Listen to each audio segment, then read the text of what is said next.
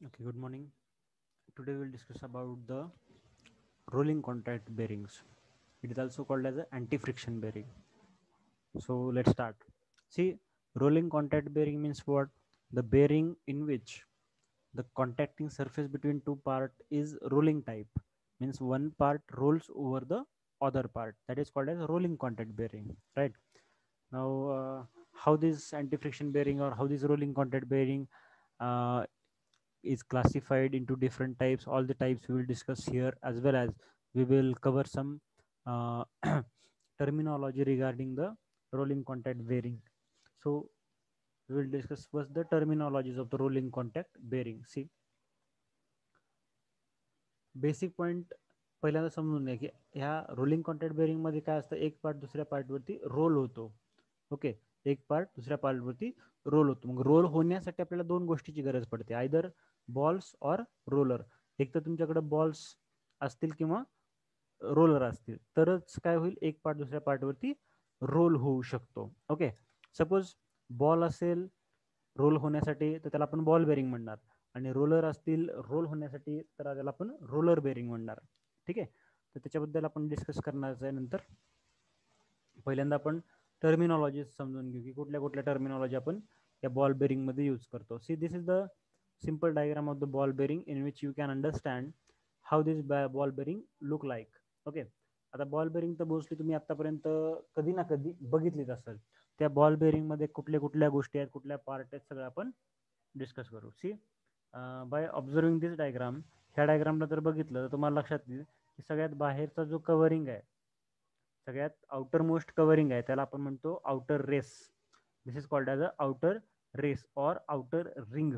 या सगळ्यात बाहेरच्या पार्टला आपण म्हणतो outer race or outer ring. त्यानंतर मधला जो पार्ट आहे हा वाला, दिस वन, याला आपण म्हणतो इनर रेस किंवा इनर रिंग. ओके, दोन रिंग आहेत, ही झाली इनर रिंग आणि ही झाली आउटर रिंग, राईट.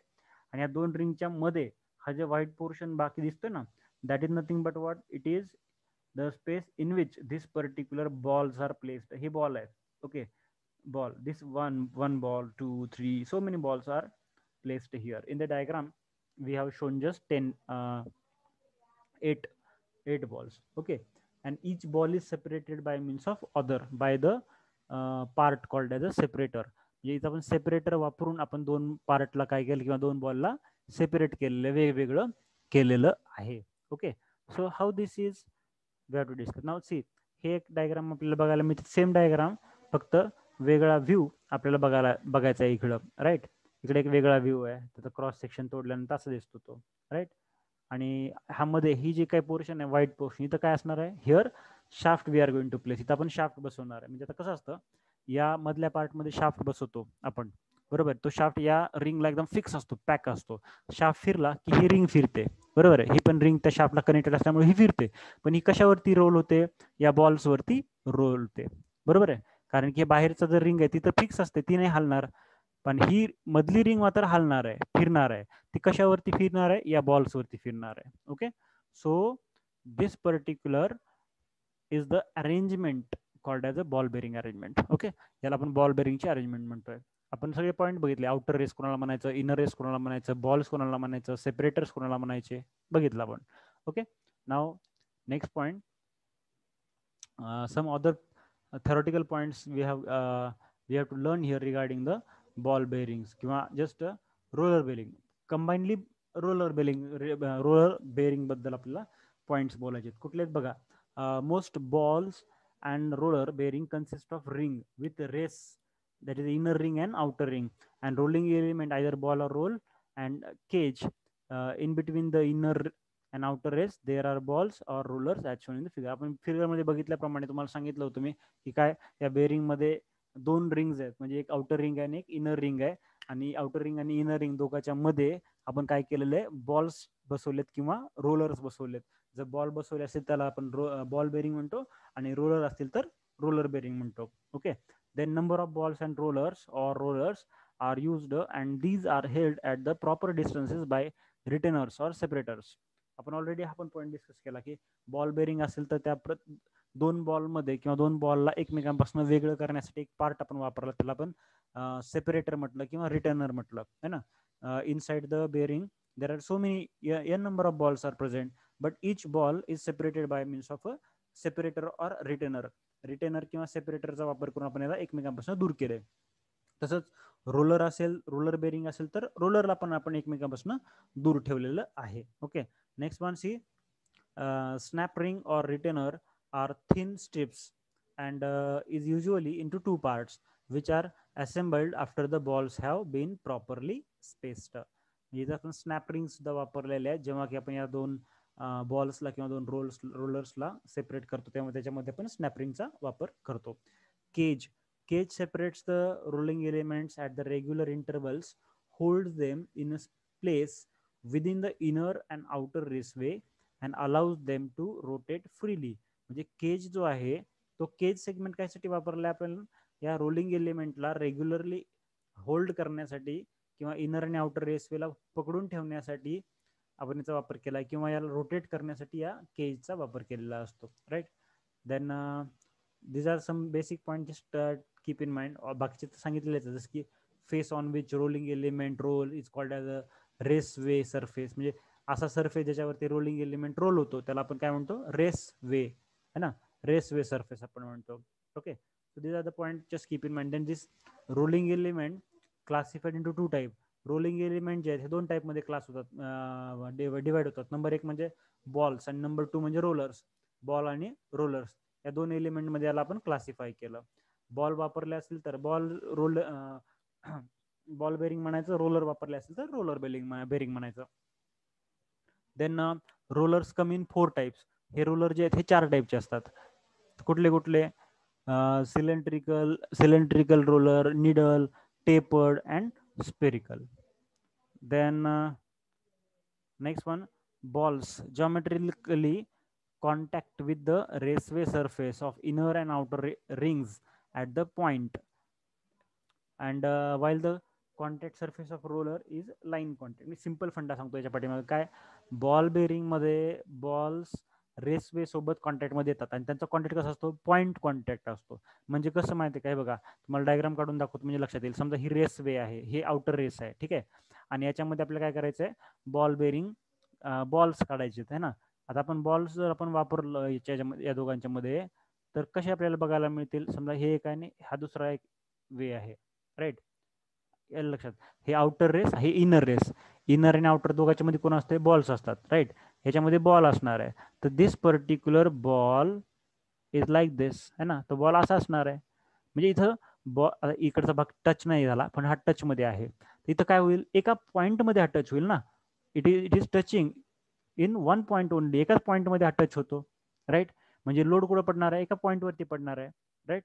हा पॉइंट लक्षात घ्या. म्हणजे बॉल बेरिंग मध्ये पॉइंट कॉन्टॅक्ट आहे का, हो पॉइंट कॉन्टॅक्ट आहे ना, एकाच पॉइंट मध्ये तो कॉन्टॅक्ट होतो. आणि रोलर बेरिंग मध्ये काय असेल, in the roller bearing we know, in the roller bearing roll shape is कसा असतो, रोल शेपचा कसा आहे, रोल इज लाईक दिस. आता हे 2D काढल्यामुळे दिसतं पण हे 3D आहे. कन्सिडर करा, इथं याच्या एंडला इथं एक सर्कल आहे आणि इकडे पण एक सर्कल आहे. ते कसं दिसल, it is just like a look like this. मग इथं कॉन्टॅक्ट कसा असेल, पॉइंट कॉन्टॅक्ट का लाईन कॉन्टॅक्ट, लाईन कॉन्टॅक्ट. अख्खी लाईन सरफेसच्या कॉन्टॅक्ट मध्ये येईल, म्हणजे इनर रेस आणि आउटर रेसच्या कॉन्टॅक्ट मध्ये येईल, बरोबर आहे. बॉल असेल तर पॉइंट कॉन्टॅक्ट, पण जर रोलर असेल तर लाईन कॉन्टॅक्ट असेल. ओके, तो पॉइंट आहे इथे लिहिलेला, तो point keep in mind. Now next one, theoretically rolling bearing are so constructed as to allow the rolling element to rotate orbitally while also rotating on their own axis at the same time. म्हणजे काय, rolling bearing मध्ये किंवा rolling contact bearing मध्ये त्याचं जे construction केलेलं आहे, कसं केलंय, याच्यामध्ये रोलिंग एलिमेंट जे आहे म्हणजेच आपला रोलर जो आहे तो कसा आहे, दे रोटेट ऑर्बिटरीली म्हणजे सर्कल वर वर्तुळ आकारामध्ये ते फिरत राहणार आहेत, असाचा अर्थ घ्यायचा आपल्याला. ओके, आपण याच्याबद्दल डिटेलमध्ये बघणारच आहे, कारण की जेव्हा आपण बॉल बेरिंग आणि रोलर बेरिंग डिस्कस करू सॉरी त्यामध्ये आपल्याला हे सगळं बघायचं आहे. Now first of all will discuss about the types. याचे आपण टाइप्स पहिल्यांदा बघू. Classification of roller bearing, roller contact bearing. 2 types are there. Number 1 is a ball bearing and number 2 is a roller bearing. Ball bearing कारण की ball use केले म्हणून ball bearing म्हटलंय, यात रोलर वापरले म्हणून रोलर बेरिंग म्हटलंय. ओके, यांचं फंक्शन काय असतं, याचे ऍप्लिकेशन्स काय, त्याचे टाइप्स काय, सगळं आपण बघू. So first of all start with the ball bearing. Okay, let start with ball bearing. आता बॉल बेरिंग मध्ये काय काय असणार आहे बघा.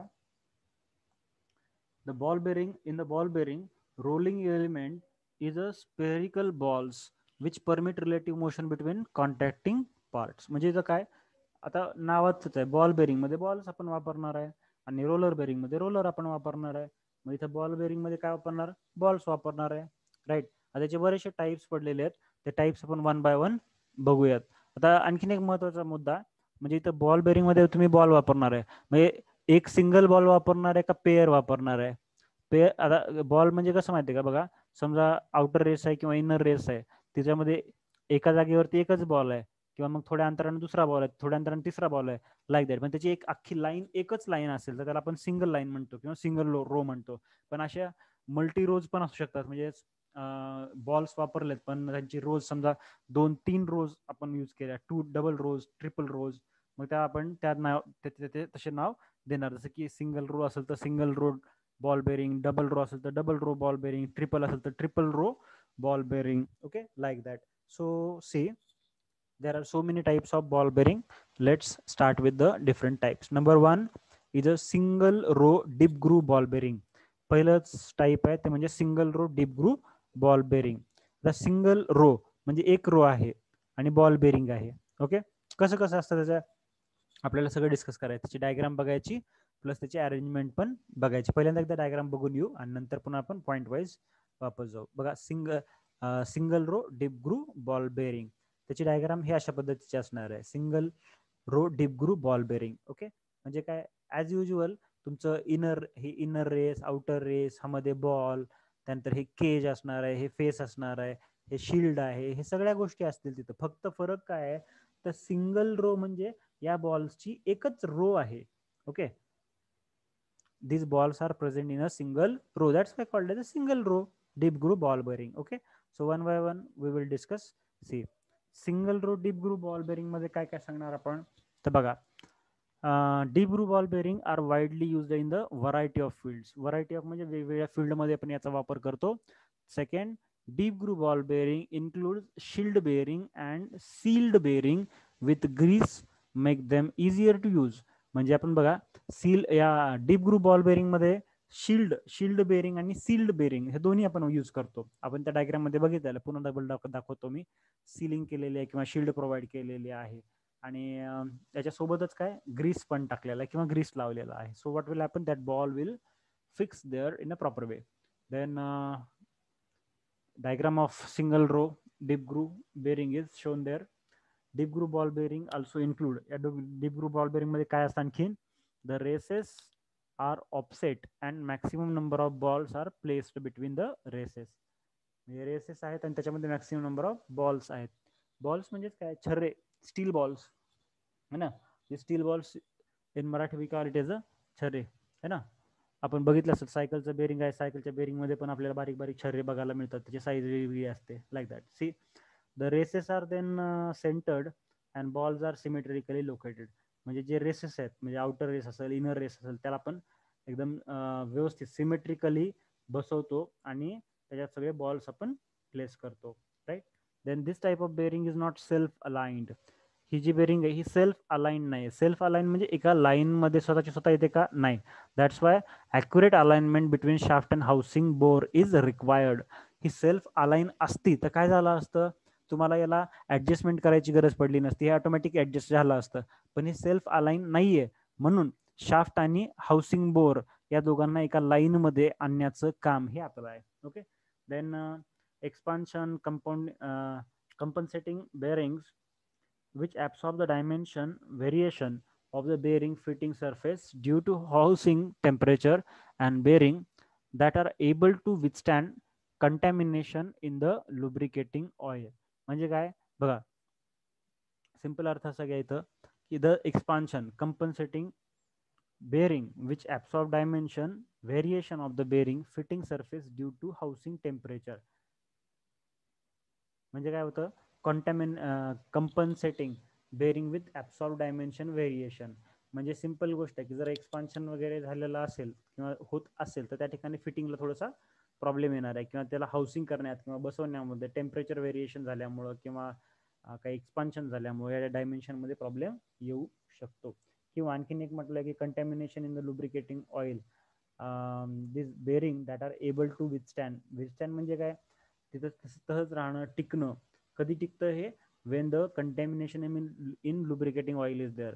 समजा बेरिंग जे आहे त्याच्या तिथं आपण लुब्रिकेटिंग ऑइल सुद्धा वापरतो आणि समजा लुब्रिकेटिंग ऑइलमध्ये कंटॅमिनेशन झालं असेल म्हणजे अशुद्धता, मीन्स सम डस्ट पार्टिकल्स और some gravels added there, then also this particular bearing will work for longer time. म्हणजे आपल्या लुब्रिकेटिंग किंवा लुब्रिकेशन ऑइलमध्ये जर काही डस्ट पडले असेल, माती वगैरे असेल किंवा धूळ असेल तर ते खराब होतं. पण खराब जरी झालं तरी बेरिंगला काय अडचण येत नाही. Okay, this point we have to keep in mind.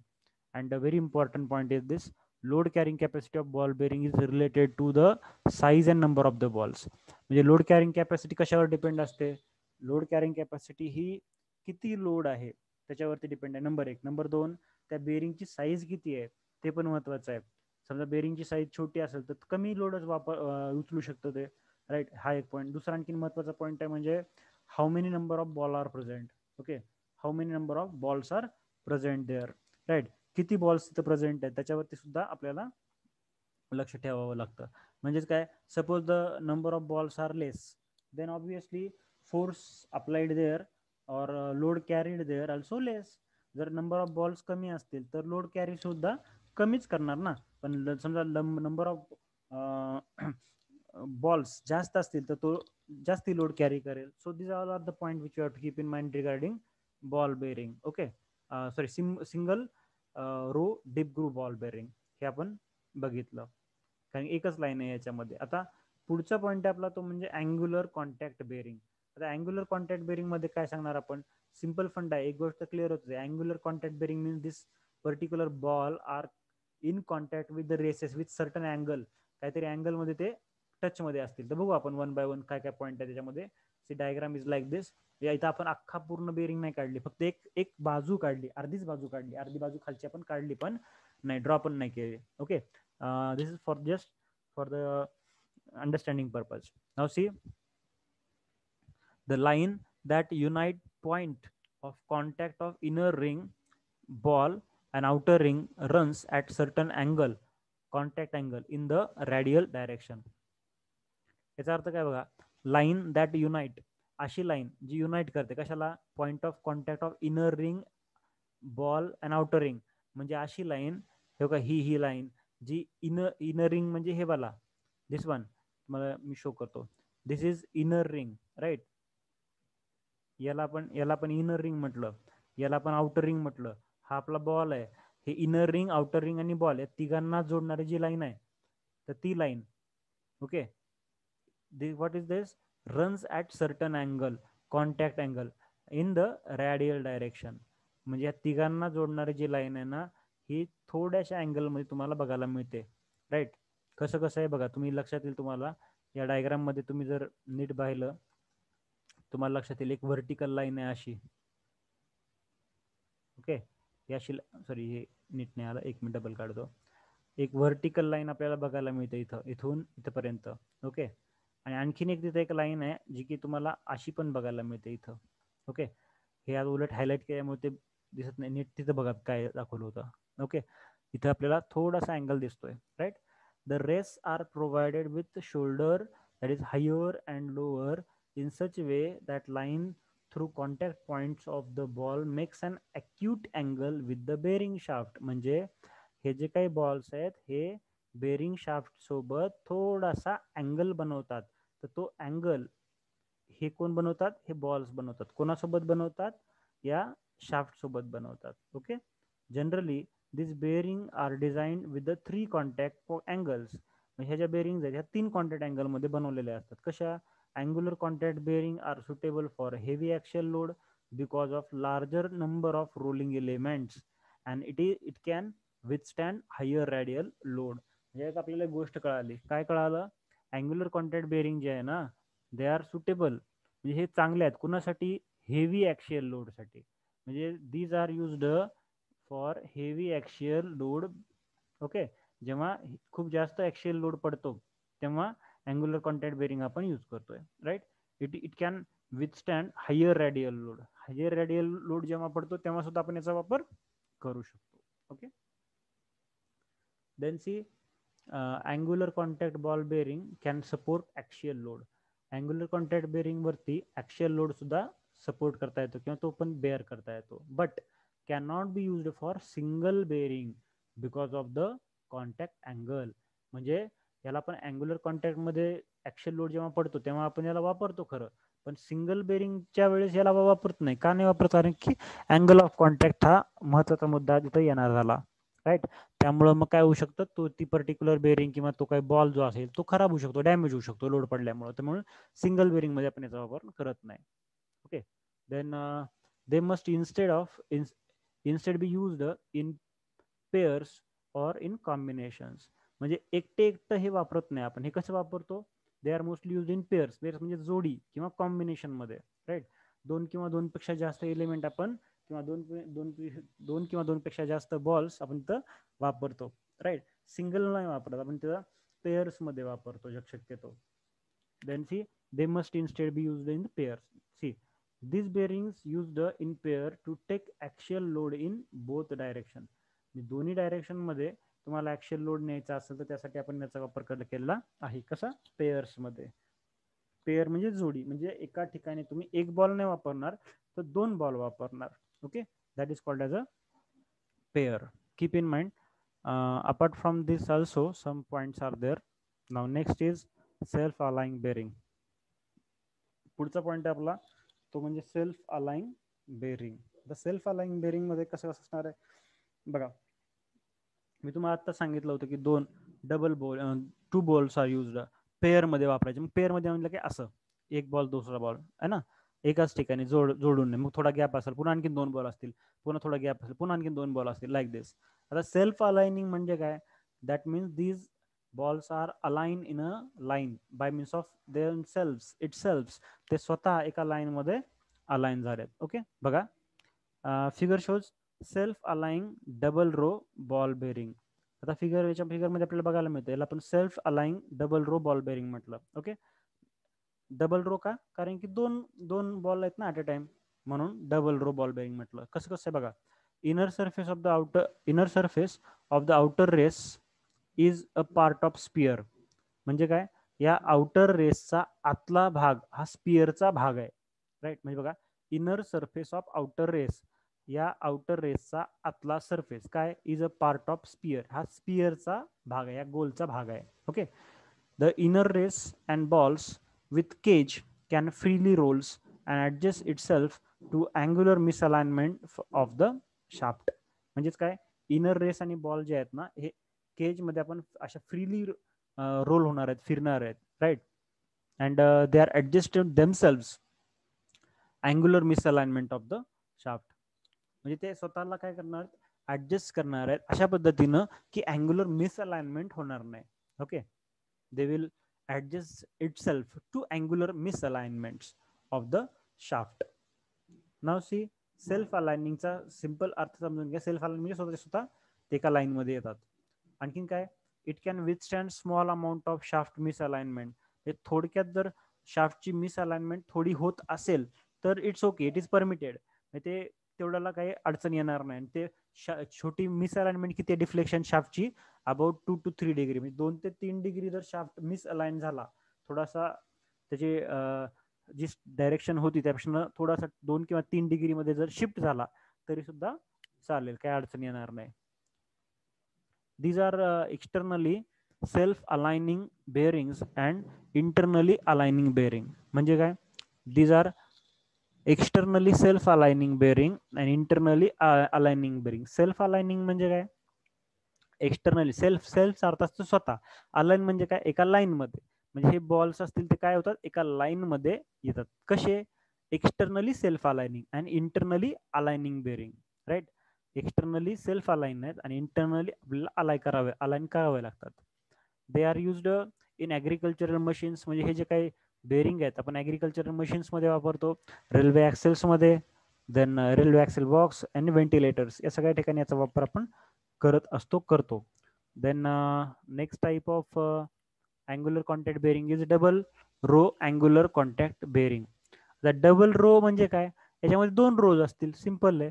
हे बघा, हे एक रो, ही दुसरी रो, म्हणजे ऍट अ टाइम तुम्हाला दोन रोज बघायला मिळतील. फक्त फरक इतकाच, म्हणजे दोन रो ठेवल्यामुळे काय झालं, बाय डिफॉल्ट त्याची स्ट्रेंथ वाढली, राईट.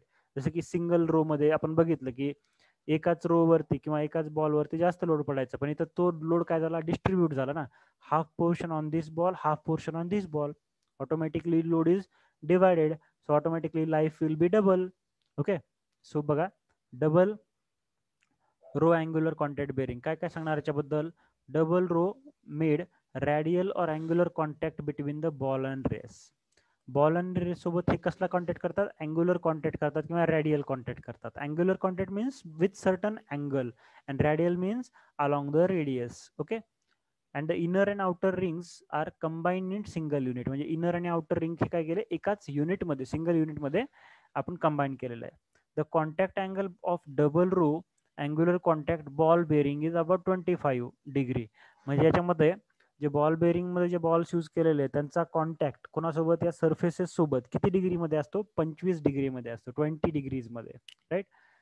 म्हणजे एका पॉईंटवरती तर आहेच, पण काहीतरी अँगल, काही भाग पण टच मध्ये असेल ना, तर तो त्याचा अँगल किती सांगितला की 25 डिग्री पार्ट हा कॉन्टॅक्ट मध्ये असतो. बाकीचं मग राहिलेला 360 मधलं 25 केलं, जेवढं काही शिल्लक राहील तेवढा कॉन्टॅक्ट मध्ये नसणार आहे. These are comparatively narrow than two single row bearings and load carrying capacity slightly less than twice that of single row bearing.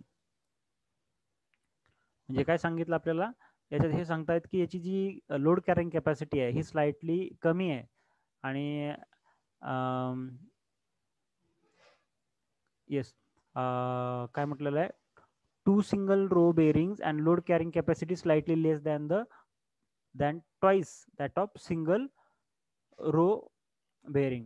म्हणजे याचा अर्थ असं बघा की सिंगल रो बेरिंग जे आहे त्याची समजा काहीतरी लोड कॅरिंग कॅपॅसिटी असेल, से एक एक्झाम्पल देतो मी तुम्हाला लक्षात लवकर. सिंगल रो बेरिंगची कॅपॅसिटी आहे समजा 100 न्यूटन लोड तो बेअर करतो. मग डबल रो किंवा आपला हा टू सिंगल रो बेरिंग आहे ना, त्याच्यामध्ये कॅपॅसिटी किती असेल, ह्याच्या डबल असेल का, समजा हे 100 आहे तर ते 200 असेल का, नाही. तर त्यांनी हे पॉईंट सांगितलं आहे की सिंगल रोची जेवढी काही लोड कॅरिंग कॅपॅसिटी असेल त्याच्या दुपटीपेक्षा थोडं कमी. म्हणजे समजा ही सिंगल रोची लोड कॅरिंग कॅपॅसिटी 100 असेल, तर डबल रोची किंवा टू सिंगल रोची किती असेल, 200 नाही, 200 पेक्षा थोडी कमी असेल. ओके, इट मे बी 190 और 195 बट नॉट 200. हा पॉईंट लक्षात घ्या. Next point, sealed bearing. आता सील्ड बेरिंग आपल्याला घ्यायचं. सील म्हणजे काय, सीलचा अर्थ काय असतो आपल्याला माहिती आहे. सीलिंग म्हणजे जिथं लिकिंग वगैरे होते, लिकेज होतं, त्याला टाळण्यासाठी जे वापरतात त्याला आपण सीलंट म्हटलंय. आता सील्ड बेरिंग मध्ये काय होईल, see this is the diagram. The variety of bearing are manufactured with the seal on one or both side. म्हणजे सगळ्याच्या बेरिंग याच्यामध्ये सील सोबत बनवलेल्या जातात. कुठल्या, this seal is provided on one side or both side. The seals are complete closure and offer complete protection. Sealed bearing are lubricated at factory. म्हणजे आता seal जे आहेत ना, these seals provide complete closure. म्हणजे अख्खाच्या अख्खा ball जो आहे त्या बॉलला पूर्ण कव्हर करण्याचं काम या सील बेरिंग करतात किंवा या सील्स करतात. ओके, हा पॉईंट लक्षात द्या. Last one is a thrust ball bearing. Thrust ball bearing. Now see, thrust ball bearing have no annular grooved disc plate with ball are retained between them. Right? म्हणजे आपल्या या bearing मध्ये, या thrust मध्ये कुठलेही असे ग्रुविंग वगैरे केलेले नाहीये जेणेकरून हे बॉल काय होतील, तिथं ते रिटेन होतील किंवा थांबतील. Okay, see this is one more diagram which we can understand. these are used for taking only axial load and one direction only. Okay, म्हणजे थ्रस्ट बॉल बेरिंग हे फक्त एकाच डायरेक्शन न पडणारा लोड ऍब्सॉर्ब करतात किंवा बेअर करतात. Then due to sliding of balls friction is higher in this bearing. इथे स्लाइडिंग जास्त असल्यामुळे फ्रिक्शन पण जास्त असणार आहे. आता फ्रिक्शनला कसं कमी करायचं, to reduce or to decrease the friction area or contact area, diameter of grooves is kept larger than that of the balls. म्हणजे ग्रूची डायमीटर ही बॉलच्या साईज पेक्षा मोठी ठेवा, म्हणजे ऑटोमॅटिकली फ्रिक्शन कमी होईल. म्हणजे सरफेस कॉन्टॅक्टच होणार नाही, तर फ्रिक्शन होण्याचा प्रश्नच नाही येणार. But this restrict the use of thrust ball bearing to lower speed. म्हणजे याच्यामुळे असं केल्यामुळे काय होईल, थ्रस्ट बॉल बेअरिंगची जी स्पीड आहे ती कमी होईल. मग जर तुम्हाला थ्रस्ट बॉल बेअरिंगची स्पीड कमी करायची असेल तर तुम्ही हे करा. जर थ्रस्ट बॉल बेअरिंगची स्पीड कमी करायची नसेल किंवा कमी होऊ द्यायची नसेल तर हे चेंजेस करायचे नाहीत. Okay. these bearing are used for injection pump, governor, linkage, steering boxes and other application for stopping thrust load. So these are the some applications which you have to keep in mind. So we discussed right now everything regarding the ball bearing. आपण सगळं ball bearing बद्दल आता discuss केलेलं आहे. ठीक आहे. आता ball bearing नंतर आपल्याला डिस्कस करायचं ते म्हणजे सगळं घ्यायचे म्हणजे काय, रोलर बेअरिंग किंवा roller बेअरिंगचे classification. So we will discuss this in the next lecture.